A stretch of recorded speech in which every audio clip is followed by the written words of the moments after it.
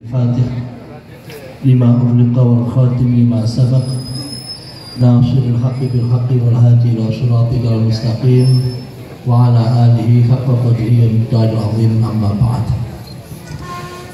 Para pengurus Yayasan Masjid Al-Maghfirah yang sama-sama kita hormati, kita muliakan, Bapak dari TNI maupun Polri, dan hadirin jamaah sekalian yang sama-sama insya Allah termasuk orang-orang yang senantiasa mendapatkan rahmat dan kasih sayang dari Allah SWT.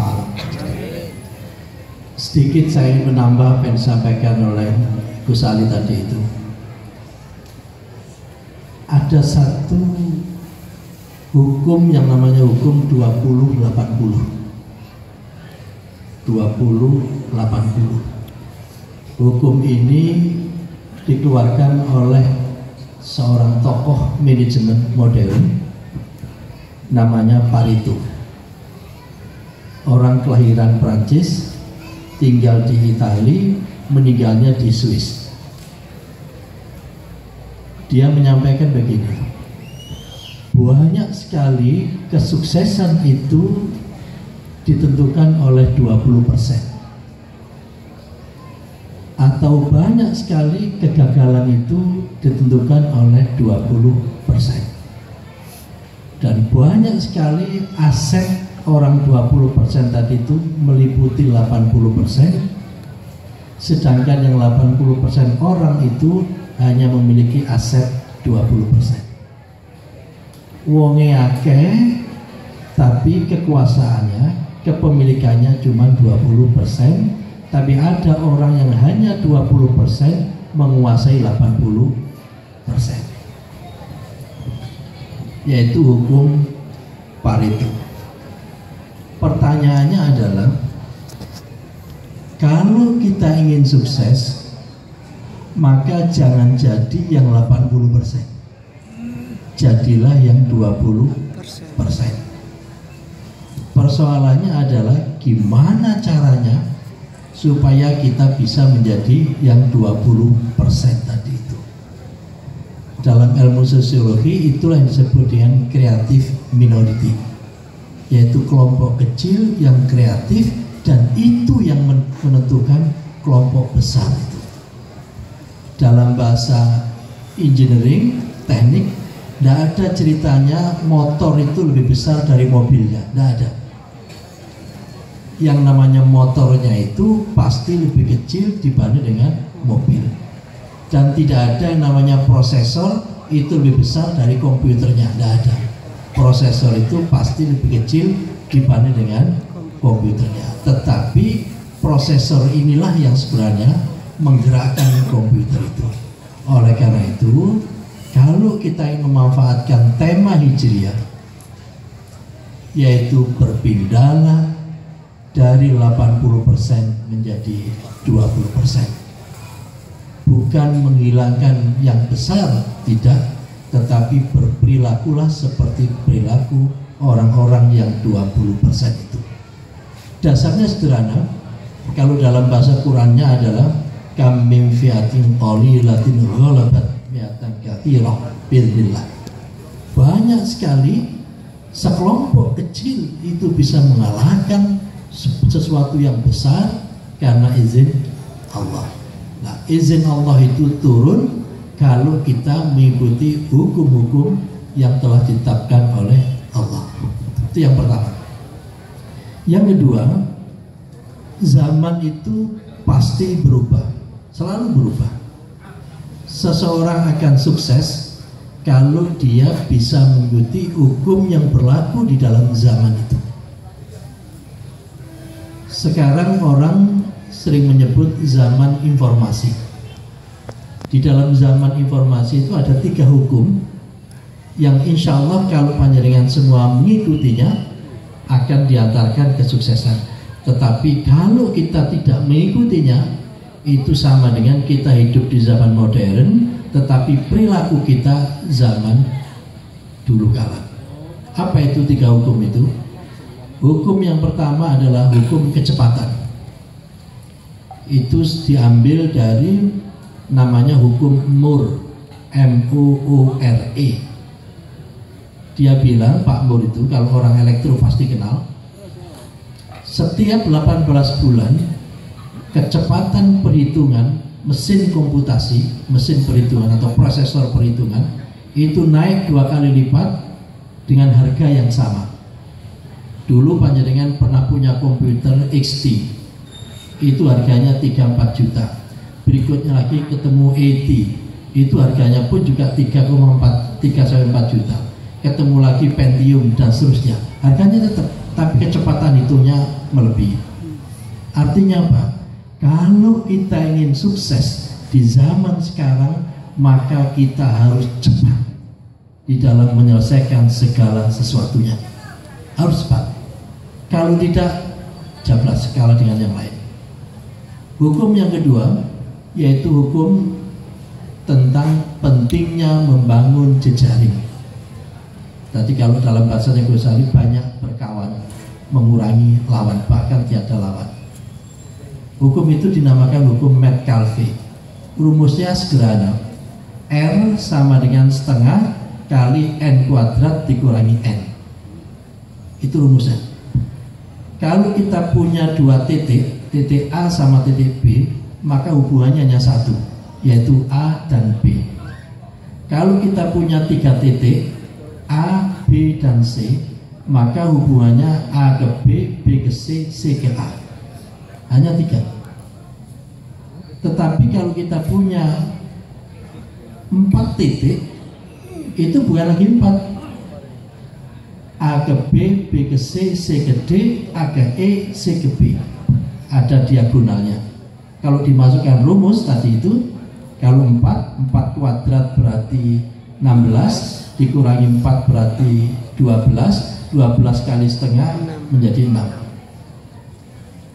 Tetapi begitu nanti itu panjenengan naikkan menjadi 10, maka akan menjadi 10 kuadrat menjadi 100, 100 kurangi 10 90, 90 kali setengah akan menjadi 45.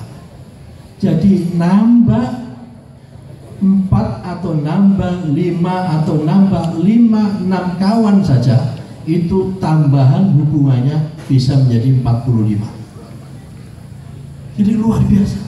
Oleh karena itu kalau kita hidup di zaman sekarang, kita tidak memanfaatkan pentingnya jejaring, dalam bahasa agamanya pentingnya silaturahim, maka kita tidak akan dapat apa-apa. Hukum ini pertama kali dipakai di perusahaan telepon Bell Telepon di Amerika, tetapi waktu itu tidak direken ya, karena jumlah pemakai telepon waktu itu masih sedikit. Tetapi justru sekarang perusahaan-perusahaan seluler, Telkomsel, XL, Indosat atau apalagi itu semuanya berebut banyak-banyakan pelanggan. Karena apa? Menambah satu pelanggan itu akan menambah jejaring yang luar biasa itu, karena ada N kuadrat tadi itu. Hukum yang ketiga, mereka itu kalau kita ingin sukses maka perbanyak kawan, jangan menambah lawan.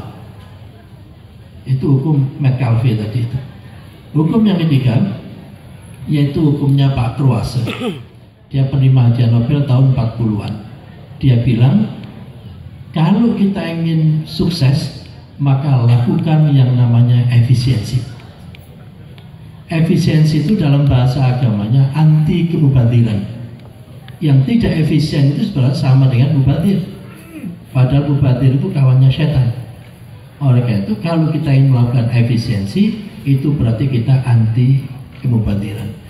3 hukum itu, 3 kebiasaan itu, kalau kita terapkan dalam zaman sekarang, artinya apa? Zaman informasi, kita hidup dengan menggunakan hukum-hukum informasi, maka insya Allah kita akan sukses di zaman informasi itu. Kalau tidak, kerja kita tetap lelet.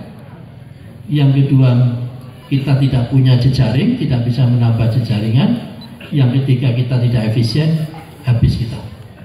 Dan terakhir, yang perlu kita lakukan itu bahwa orang itu yang kita miliki itu ada yang namanya logika, ada yang namanya etika, dan ada yang namanya estetika. Ada namanya kebenaran, ada namanya kebaikan, dan ada namanya keindahan. Biasanya orang-orang yang masih tahap awal itu yang selalu diperjuangkan itu adalah kebenaran. Ini benar, ini benar, ini benar, ini benar.